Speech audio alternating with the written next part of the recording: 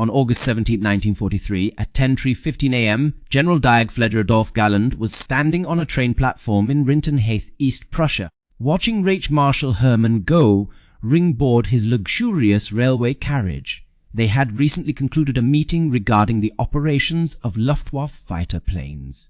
Galland needed to convey crucial information before Göring's departure. The intelligence he held pertained to American fighters appearing deep within German territory. Earlier that same day, on August 17th, Luftwaffe pilots encountered an extensive American bomber mission aimed at Regensburg and Schweinfurt. As anticipated, the engagement followed a predictable pattern. German fighter planes waited near the border, while American escort fighters, Republic P-47 Thunderbolts, retreated when their fuel levels became critically low. The bombers proceeded deeper into Germany without any protective cover. However, an unprecedented event occurred. Additional American fighters emerged on the scene far beyond where standard escorts could reach, 150 miles inside German territory. These were not Thunderbolts but Lockheed P-38 Lightnings equipped with external drop tanks that significantly extended their range. This revelation altered the entire situation dramatically. Galland had gathered reports from squadron leaders across the Reich and approached Göring at the train platform to present his findings directly. American fighter planes outfitted with extended-range fuel tanks were reaching deep into German territory. Squadron leaders reported sightings of P-38 Lightnings over Schweinfurt, Regensburg, and other targets well beyond the usual escort range. The strategy of waiting for escorts to turn back was no longer practical. Göring listened intently, his face reddening as he raised his voice. He dismissed the reports, insisting that American fighters had not penetrated so far into Germany. According to him, any fighter planes seen must have been damaged aircraft gliding eastward from high altitudes after being hit over France or Belgium. These encounters were considered flukes and anomalies, not evidence of extended range capabilities. Galland contested this claim, explaining the drop tank system in detail. Multiple squadrons had reported similar sightings on the same day, confirming that these fighters were operating within full combat capability deep inside German airspace. Göring interrupted him, asserting with authority that it was physically impossible for American fighters to reach central Germany. He issued a direct order stating that no American fighters had crossed into those areas. Galland understood immediately Göring was denying the reality of the situation.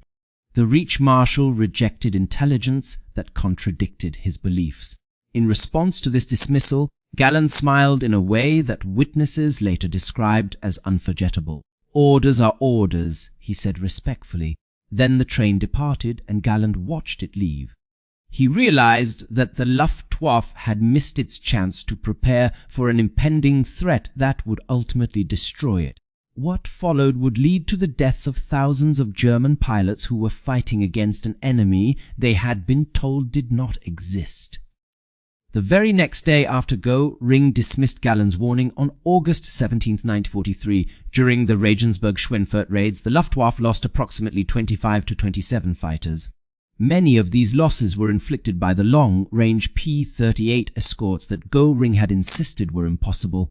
The twin Schweinfurt and Regensburg missions clearly illustrated what Galland had warned about. American bombers could penetrate deep into German territory with continuous fighter escort far beyond previously observed ranges. German fighters encountered P-38 escorts emerging from unexpected distances and altitudes when they attempted to engage the bombers. This engagement was extremely costly for both sides. 60 American bombers were destroyed that day, but significant losses in German fighters and pilot casualties also occurred. This mission marked a turning point. For the first time, the Luftwaffe faced bomber formations with escorts covering their entire journey into Germany. The tactical assumption that escort fighters would return at predictable points was now proven false. From then on, German fighter commanders had to accept that American escorts could appear anywhere and any time, much deeper within Germany than previously thought possible. Just 3 weeks later, on September 6, 1943, another devastating battle confirmed the accuracy of Galland's warnings. A formation of B-17 bombers attacked Stuttgart with P-38 escorts reaching into southern Germany far beyond expectations. Major Egon Meyer of Jägerschwader II commanded the interception mission. Known as one of Germany's top bomber destroyers with an impressive tally of 57 kills, Meyer was renowned for his innovative frontal assault tactics against American heavy bombers. This approach reduced exposure to defensive fire.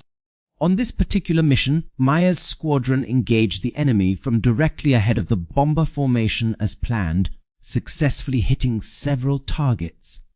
However, P-38 escorts descended from above and behind the bomber stream at the precise moment when Meyer's unit was vulnerable. Meyer's formation quickly dispersed. In the ensuing chaos, 3 German fighters were shot down during the first pass. Major Meyer narrowly escaped a P-38 pursuing him by executing a steep dive with his Messerschmitt Bf-109, outmaneuvering the heavier American aircraft. Unfortunately, 5 of his squadron members did not survive, 3 pilots were killed, and 2 captured after parachuting from their planes.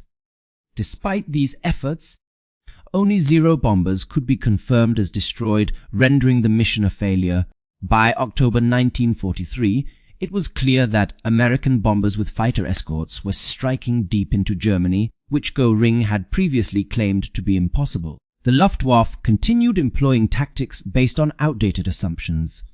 Pilots were instructed that certain targets could not be reached by escort fighters, and their strategies reflected this flawed thinking. On October 14, 1943, during what became known as Black Thursday, escort fighters intervened and eliminated their targets.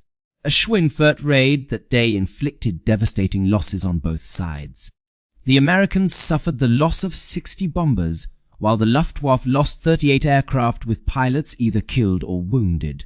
Hermann Wilhelm Lee of Jägerschwader III was fatally shot down near Dodewaard in the Netherlands on December 4, 1943. With a tally of 131 kills, he was among Germany's top aces. His demise occurred during an engagement with P-47 Thunderbolts from the 357 Fighter Group. Lee was only 23 years old at the time.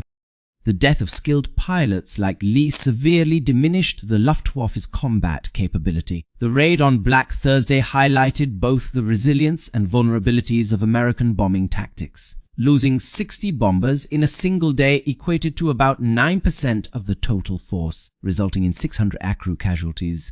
These high losses were unsustainable without fighter protection for both the approach to and retreat from targets.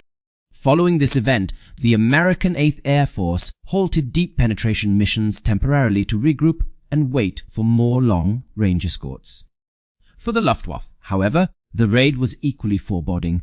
Though they achieved their highest tally of downed bombers in World War II, fighter losses were nearly equal to those inflicted on enemy aircraft.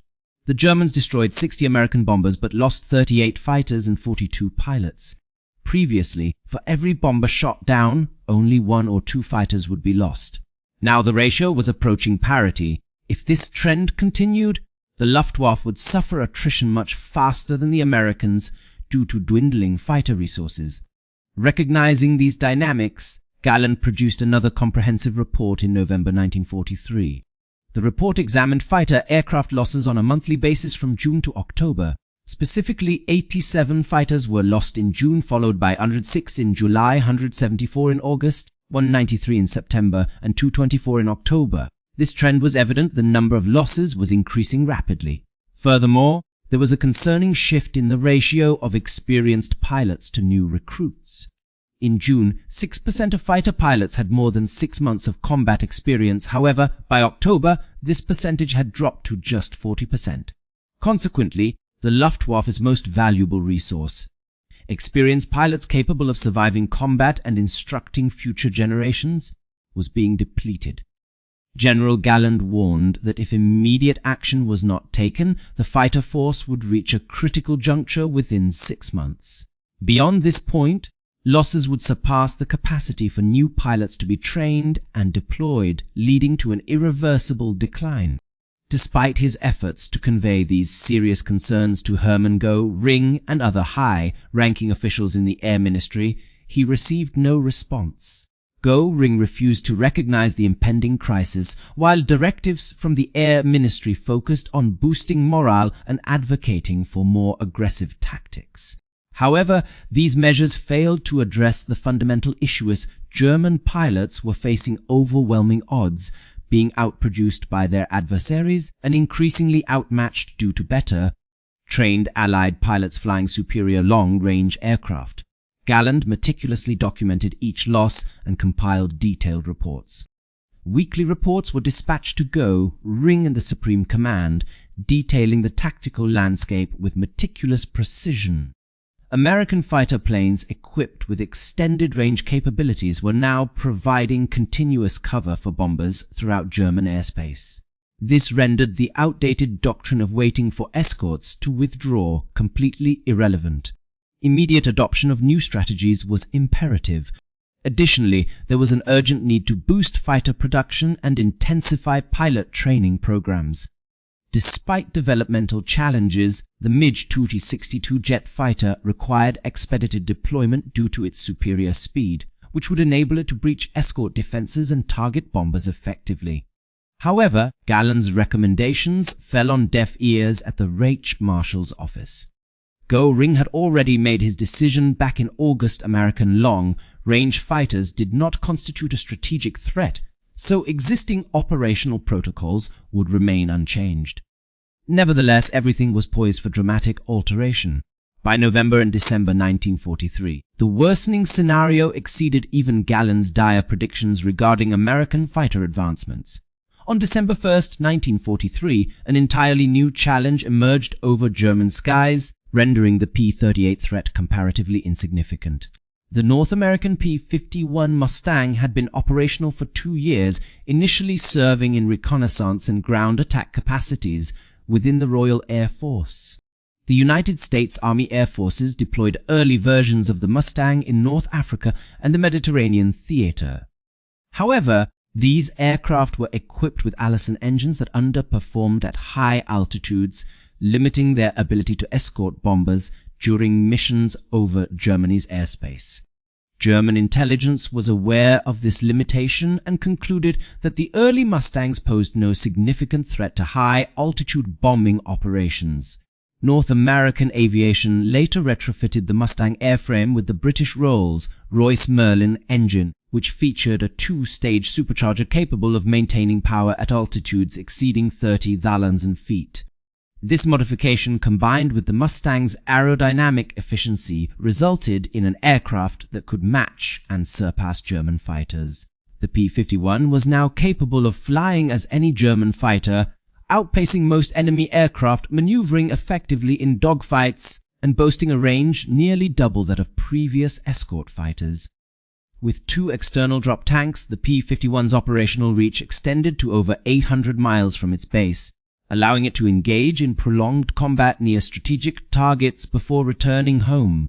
Given that Berlin was approximately 600 miles away from England, every industrial target within Germany became accessible for escorted daylight bombing missions.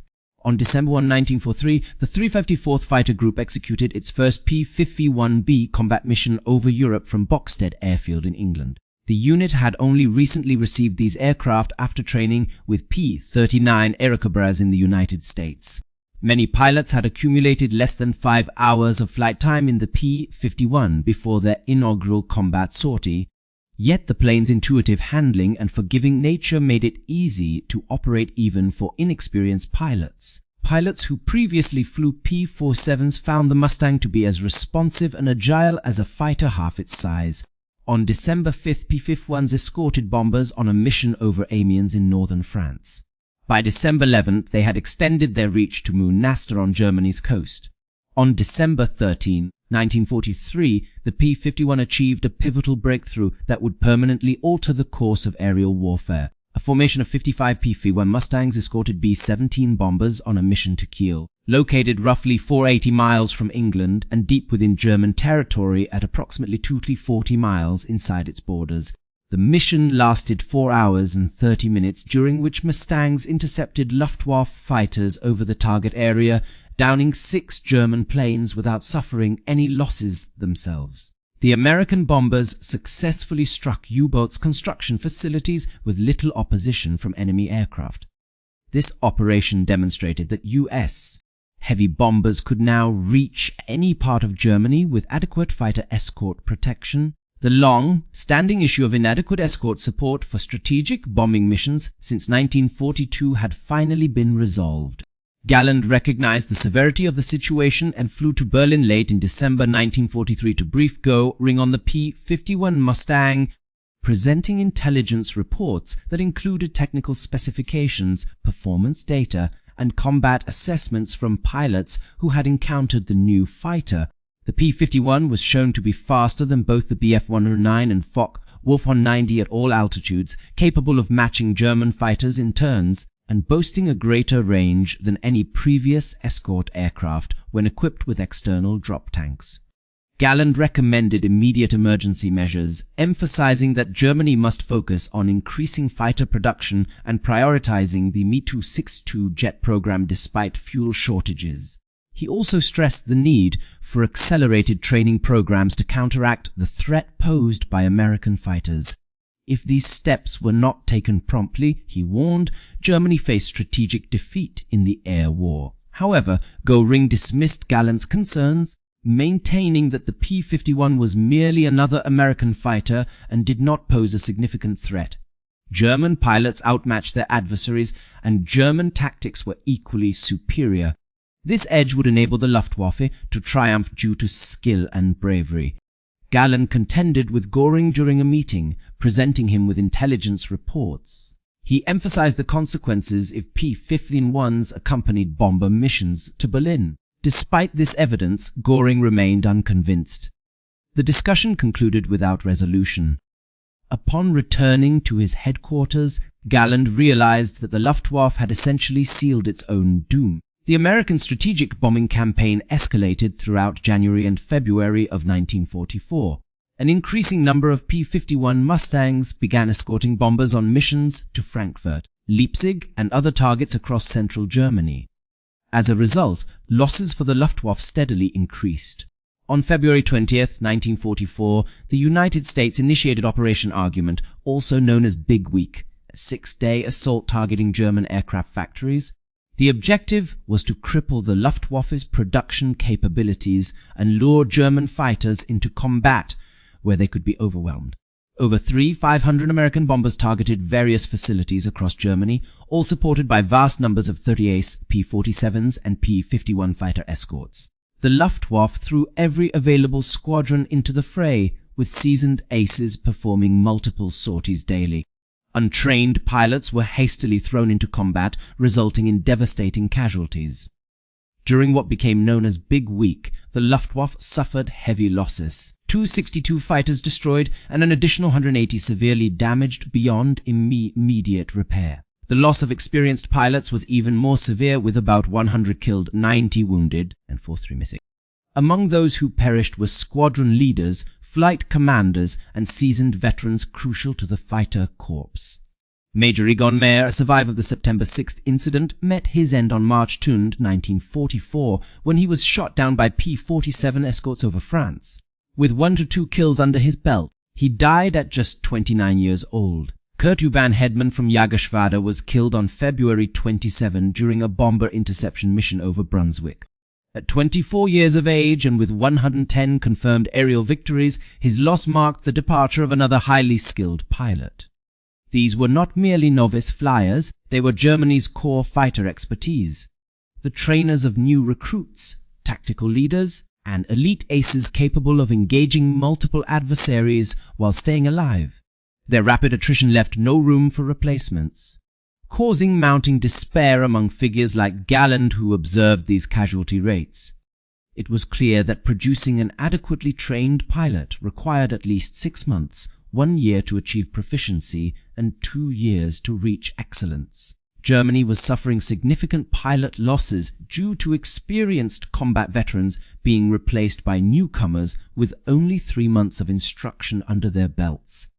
Some fresh recruits were joining frontline squadrons after just 200 total flight hours, while American counterparts boosted between 400 and 500 hours of training. This stark disparity in skill levels was evident, making the eventual outcome foreseeable.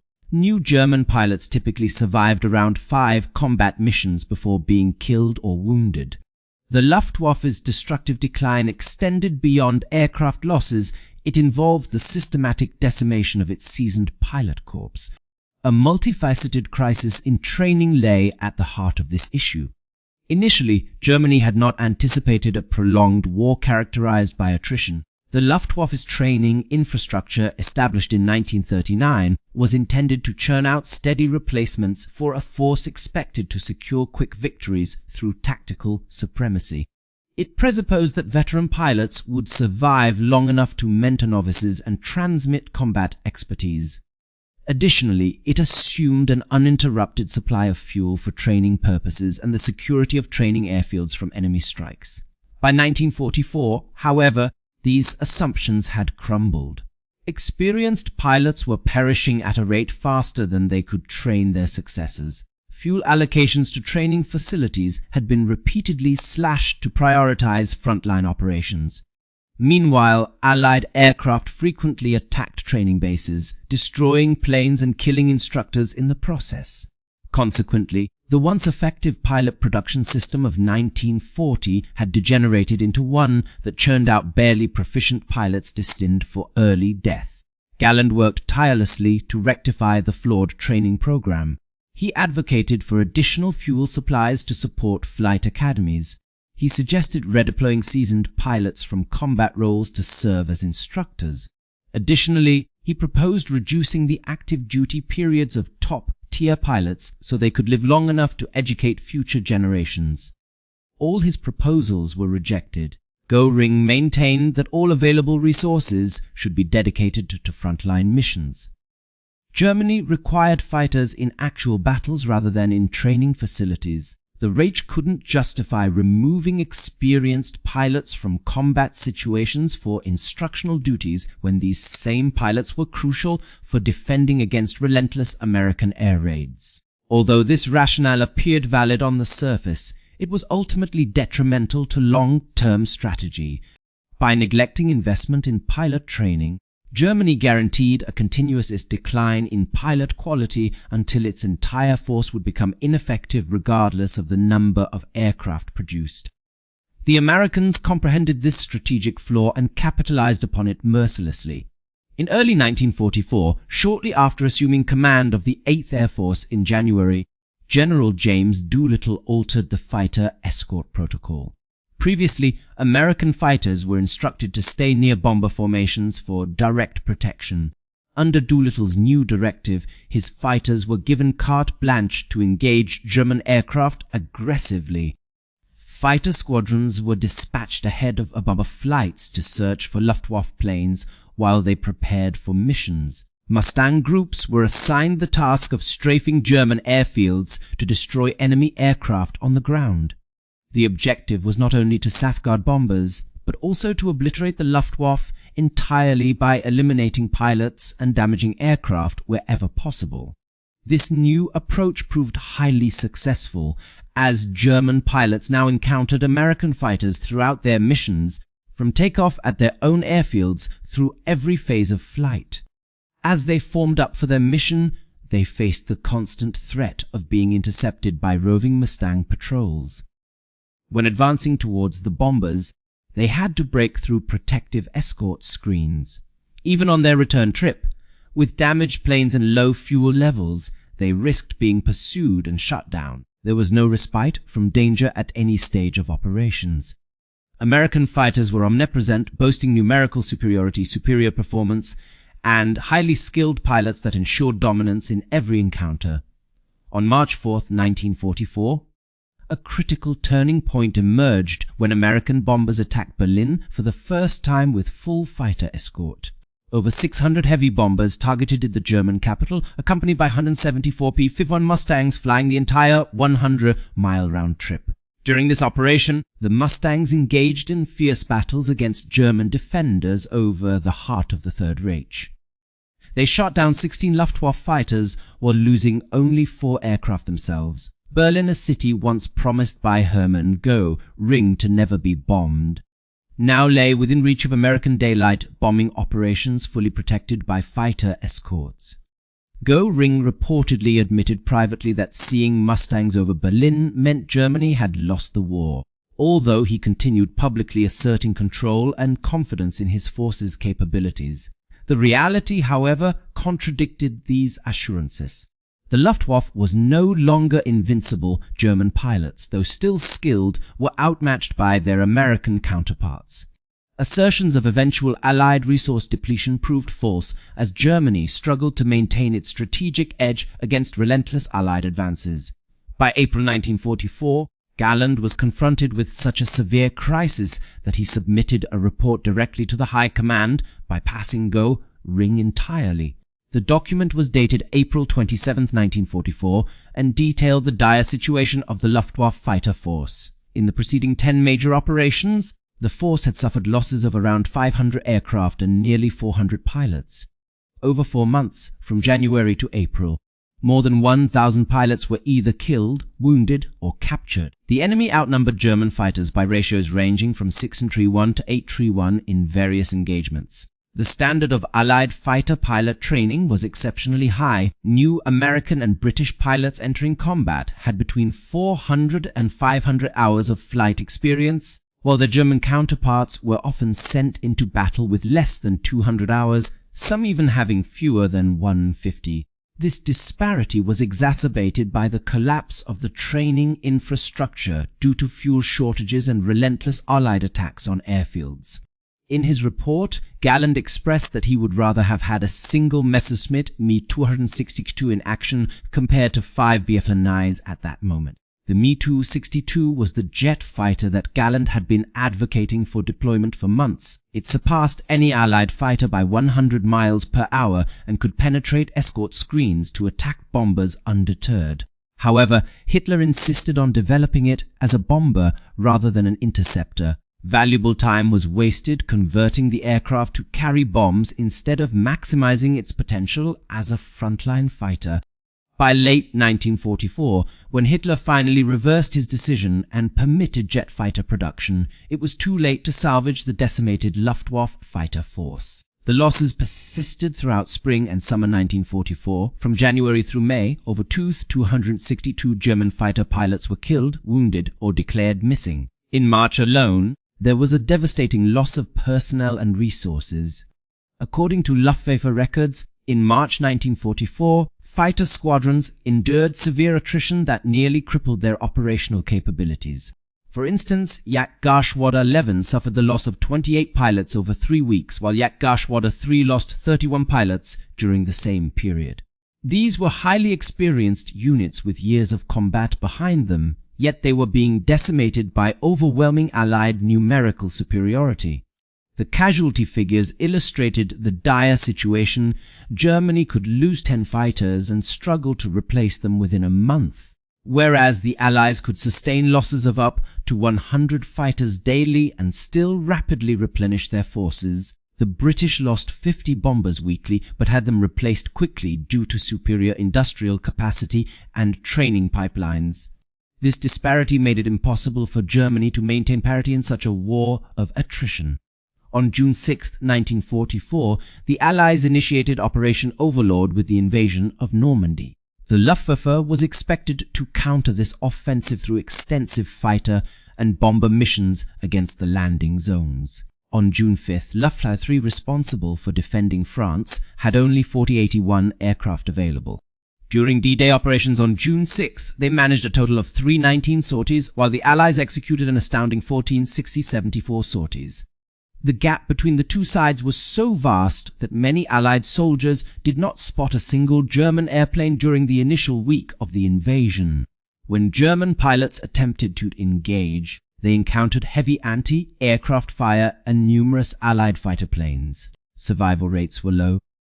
The Normandy campaign signaled the end of Luftwaffe's operational capability in Western Europe. Oberst Joseph Priller, who commanded Jagdgeschwader 26, was one of Germany's most accomplished fighter pilots with a total of 101 kills, including 68 Spitfires, setting a record for that aircraft type. On D-Day, Priller and his wingman, Feldwebel Heinrich Tschachik, were the sole German pilots to directly attack the invasion beaches. Flying Tufok, Wolf A-490s at extremely low altitude from Le Havre to avoid detection, they strafed Sword Beach before returning safely to base. Their sortie was the entire German fighter response to what would become the largest amphibious assault in history. Priller later remarked that the mission was suicidal but essential to demonstrate that Luftwaffe had not entirely abandoned support for the German army. He survived the war and passed away in 1961. In the weeks following D-Day, some of the most desperate and futile aerial combat occurred during World War II.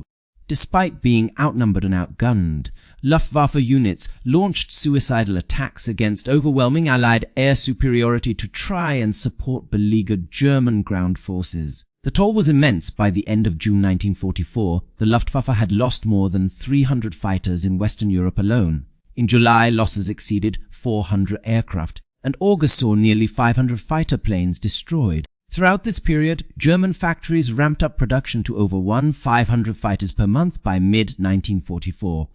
However, the lack of fuel hindered proper pilot training, while insufficient experienced pilots prevented the effective deployment of newly manufactured aircraft. Spare components were scarce and maintenance facilities faced constant bombing attacks. Even when aircraft could be repaired and returned to service, they seldom lasted more than a few missions before being shot down. By July, Galland was receiving daily casualty reports indicating that 50 fighter pilots were either killed or missing each day. Every single day, the number remained at around 50. The Luftwaffe's pilot training schools produced roughly 30 new pilots weekly. The arithmetic of attrition was grim and unmistakable. Sustaining operations at such loss rates was impossible. The fighter force was rapidly depleting. Squadron leaders reported that newly arrived pilots from training lacked combat readiness. They had insufficient combat skills, struggled to maintain formation, panicked when under fire, and made critical mistakes that led to their own deaths as well as those of their wingmen. One seasoned squadron commander compared receiving these inexperienced pilots in mid-1944 to sending them directly to the grave. Dispatching these inadequately trained pilots against veteran American and British fighter pilots was tantamount to murder. However, there were no alternatives. Germany had no reserve pool of trained pilots waiting. Every individual who completed training went straight to combat zones where they perished within weeks. Galland attempted various strategies to alter this dire situation. He insisted on boosting production of the Me-262 fighter jet. Despite fuel shortages that hindered extensive training, he pushed for better training programs. He also devised new strategies to counter heavily escorted bomber formations. To gain first-hand experience and test innovative techniques, he flew unauthorized combat missions himself. However, these efforts proved ineffective. The core issue was not related to tactics, training, or equipment. It was the sheer number of aircraft. The Americans and British had secured air superiority by virtue of their overwhelming numerical advantage, combined with superior training, better logistical support, and unlimited industrial capacity. No amount of tactical creativity could compensate for this disparity. Some pilots, like Oberst Johann Steinhoff, who commanded Jägergeschwader 77 throughout much of 1944 and achieved 176 kills, understood the changing dynamics and adapted their approach accordingly. Recognizing that traditional tactics were ineffective against the new American escorts, he implemented bold strategies. His squadrons would engage enemy escorts immediately upon encountering them, rather than waiting for the escorts to break off, thereby attempting to drive them away from the bombers. This aggressive and risky method yielded some success but came at a tremendous cost. Steinhoff's strategy was effective in terms of downing more enemy aircraft compared to other units, yet his unit also suffered significantly higher losses. For every 2 enemy planes they destroyed, Jagdgeschwader 77 lost almost 2 fighters. This unsustainable casualty rate meant that no squadron could endure for long without depleting its resources and manpower. The most skilled German pilots were perishing, and the innovative leaders who had honed their tactics over years of combat were being eliminated too rapidly to be replaced. Galland personally encountered this grim reality during an unauthorized sortie in spring 1944. Flying a Fokker Wolf 190 above Magdeburg, he aimed to experience his pilot's situation firsthand by observing the enemy from within their cockpit rather than through reports alone. He discovered a large formation of bombers with at least 50 fighter escorts, predominantly P-51 Mustangs, flying loosely around and above the bombers. Galland targeted a bomber on the periphery of the group and began positioning himself for an attack when he noticed tracer rounds passing close to his aircraft. 4 Mustangs had descended upon him from high altitude. He immediately executed evasive maneuvers and dove steeply with the Mustangs in hot pursuit. To evade them, Galland employed a tactic used earlier in the war by releasing smoke from his machine guns to create the illusion of rear-firing weaponry, causing the pursuing fighters to break formation and climb away. Seizing this moment, he continued diving at high speed until he managed to escape without engaging the bombers or firing a single shot back. Less than 5 seconds after taking up his attack position, he found himself engaged by escort fighters. It became immediately clear to him why his pilots were struggling. The American escorts were numerous, highly skilled, and relentless, vastly outnumbering the German fighters and making victory nearly impossible. By autumn 1944, the Luftwaffe's fighter force was largely an illusion on paper. Squadrons were listed in organizational charts, but there were significant shortages of fuel, spare parts, and trained pilots. Aircraft production continued, yet the fighter arm lacked the cohesion necessary to effectively defend German airspace. Entire units would be grounded for days due to lack of fuel. Inexperienced pilots often crashed during training because they had insufficient flight time. Aircraft frequently remained idle on airfields without needed repairs. When squadrons managed to launch missions, they were met with overwhelming numbers of Allied fighters and bombers. On November 2, 1944, Galland dispatched 500 fighters against a formation of 90-75 American bombers escorted by 800 fighters, including 600 P-51 Mustangs. The result was devastating. The Americans shot down 98 German fighters, killing 78 pilots, while suffering only 50 losses themselves, 30 to anti-aircraft fire. Germany could no longer sustain such heavy casualties. Hitler and Göring were enraged by this outcome. With an offensive plan for December in the Ardennes region, Hitler ordered Galland to prepare his fighter reserves to support ground forces rather than defend German airspace. Elite fighter wings that had fought tenaciously for years would now be redeployed to bolster a ground assault with little chance of success. Realizing the futility of this new directive, Galland knew that his grand plan to strike at American bomber formations was over. On January 13, 1945, Galland was relieved of his command as General der Jagdflieger. Göring accused Galland of being responsible for the Luftwaffe's failures, the incessant complaints, the defeatist reports, and the criticism of leadership. Göring informed his staff that Galland had undermined morale and failed to inspire pilots with determination and willpower. Relief came after what became known as the fighter pilot revolt, when several senior commanders met with Göring to voice their concerns about how the air war was being conducted. Galland was suspected of organizing this meeting to undermine Göring's authority, leading to his house arrest at his hunting lodge. He faced potential court-martial and even execution. The SS and Gestapo opened dossiers on him. Himmler sought to prosecute him for treason, but Hitler intervened. As a skilled combat pilot and respected leader, Galland had a good reputation with the Führer. Additionally, Hitler recognized that trying Germany's most celebrated fighter ace would be detrimental from a propaganda standpoint. On one condition, Hitler allowed Galland to return to active duty. He was tasked with forming and commanding Jagdgeschwader 44, an elite jet fighter unit equipped with Me-262 aircraft. This unit would consist of the best surviving fighter pilots in Germany. Galland accepted without hesitation.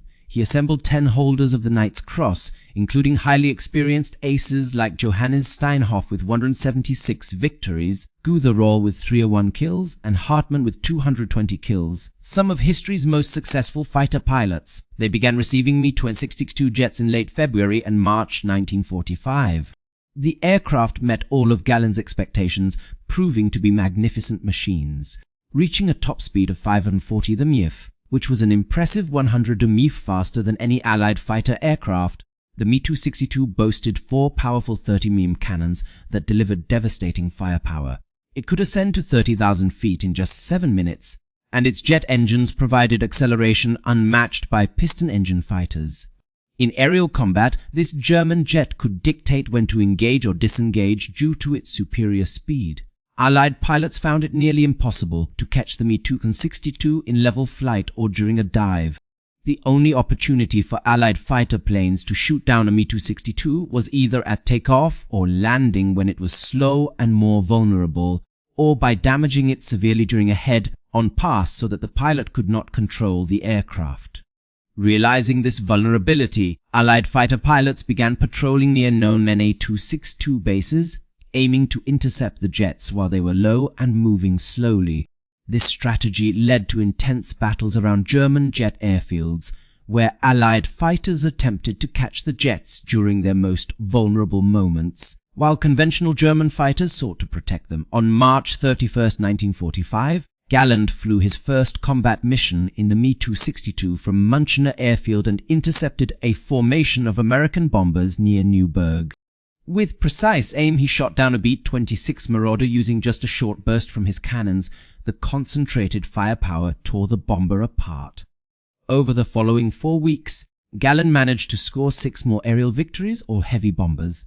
His squadron Jagdverband Band 44 successfully destroyed 45 Allied aircraft during March-April 1945. Despite these successes, it did not alter the course of the war. Germany was in a state of collapse from multiple fronts. Soviet forces were fighting street battles within Berlin, while British and American troops had crossed the Rhine River and advanced swiftly through western Germany. German cities lay in ruins following years of relentless strategic bombing. The supply of fuel had all but ceased, and aviation gasoline production had plummeted after Allied strikes on synthetic fuel plants. Even highly trained jet squadrons were frequently grounded due to the scarcity of fuel. Jagdverband Band 44 conducted its final combat mission on April 26, 1945. On that day, Galland led a squadron of 12 Mi-262s from Munich Rhein airfield to intercept American bombers. Around 3:00 p.m., while engaging a formation of bombers south of Munich, his aircraft was struck by fire from a P-47 Thunderbolt piloted by First Lieutenant James Finnegan of the 56th Fighter Group. At that critical moment, Galland had been focused on targeting a bomber when he felt and heard the impacts. Rounds from the P-47Zs, 50 caliber machine guns ripped through his canopy and instrument panel, damaging both engines. Metal fragments from the instrument panel struck his right knee. He felt a sharp impact against the kneecap. Although critically damaged, the aircraft remained somewhat flyable. Galland broke off the engagement and dove away from the combat area. With both jet engines sputtering and losing power, he navigated by feel and using landmarks to guide him back toward Munich Rhein airfield. Flying at low altitude with an almost uncontrollable plane, he managed a crash landing near the base. X-rays later revealed 2 metal splinters embedded in his kneecap. The injury sustained by the individual was serious but not life-threatening, preventing him from continuing his flying duties. As a result of his injuries, he was relieved of command. Johannes Steinhoff then took over control of Jagdgeschwader 44. On May 8, 1945, 8 days after this incident, Germany surrendered unconditionally, marking the end of the war in Europe. The mission on April 26 held significance for another reason. It marked one of the final combat appearances of a German fighter ace of Galland's caliber. By that time, his victory total stood at an impressive 104, all achieved against Western Allied aircraft. Over the course of 6 years of war, he had flown 705 combat missions and survived being shot down 4 times. Throughout one of the most critical periods for the Luftwaffe fighter arm, he had served as its commanding officer. Despite his best efforts to reform a fundamentally flawed system, he ultimately failed not due to any lack of skill or dedication, but because the strategic situation was insurmountable and the leadership refused to acknowledge reality.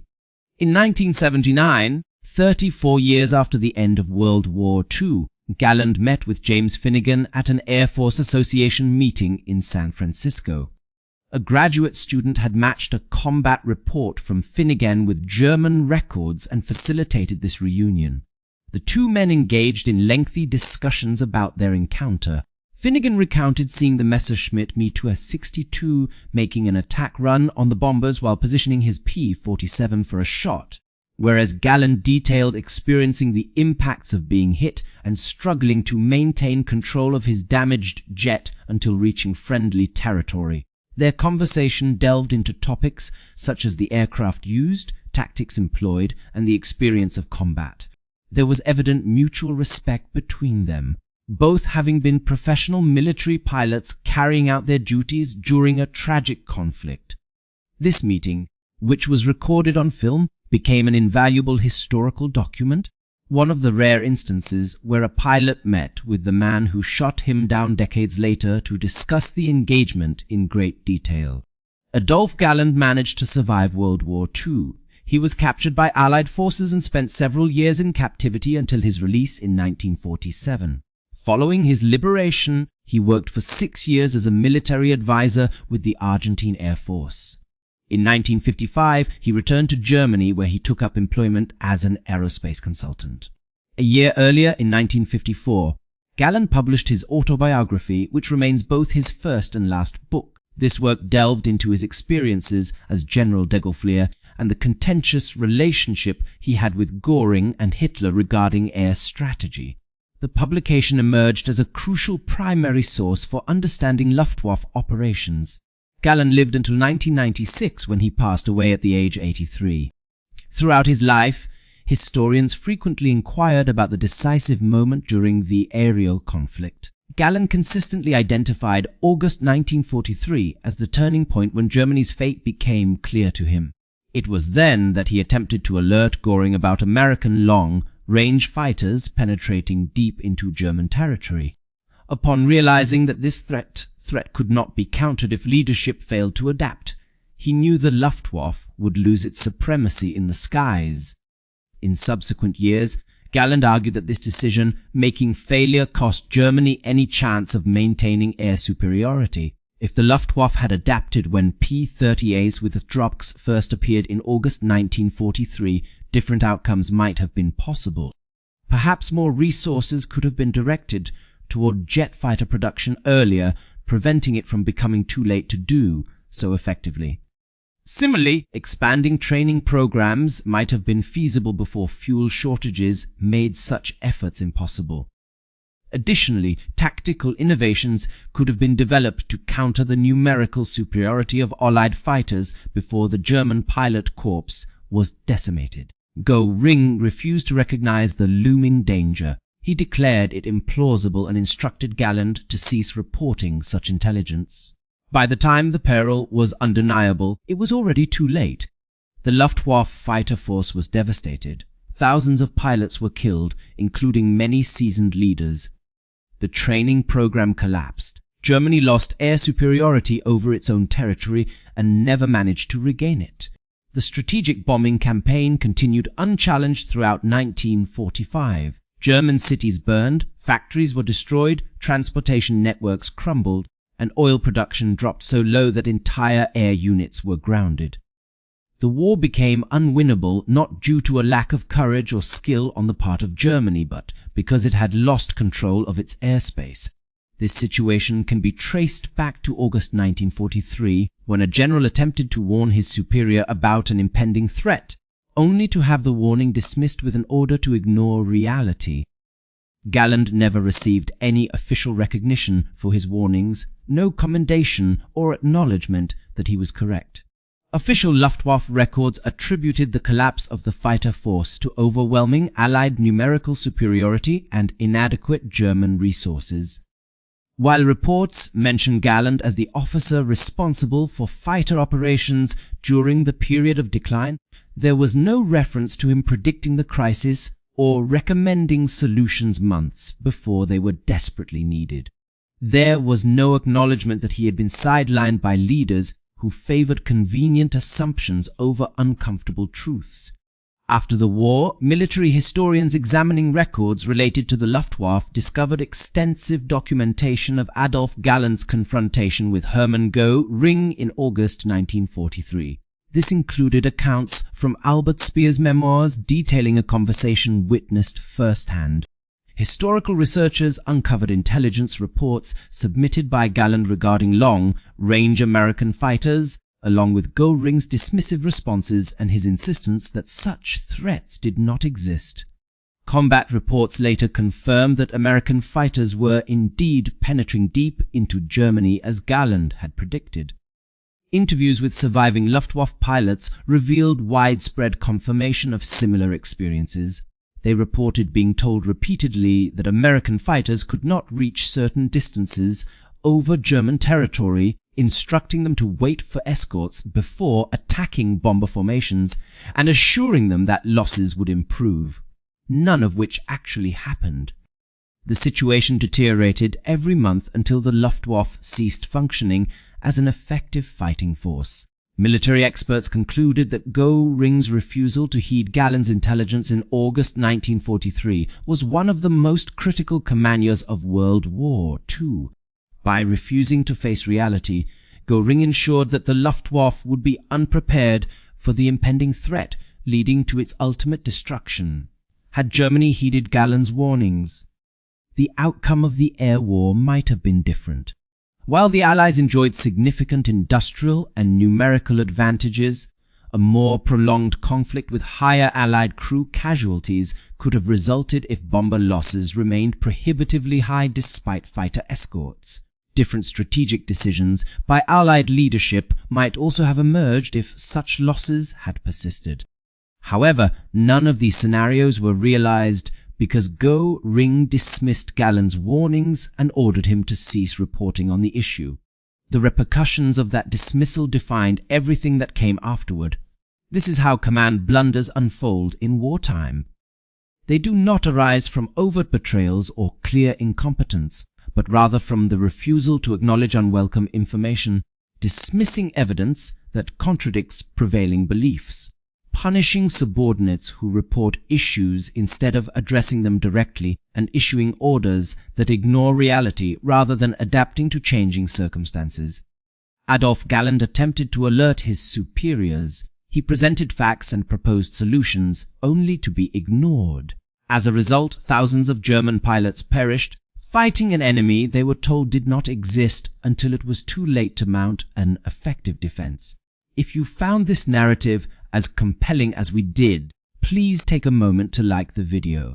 It aids us in sharing more overlooked stories from World War II. Subscribe to stay informed about these untold histories. Each story is significant and deserves remembrance. We would love to hear from you. Leave a comment below telling us where you are viewing this content. Our community reaches from Texas to Tasmania, encompassing veterans and history enthusiasts alike. Thank you for watching and supporting the preservation of these stories.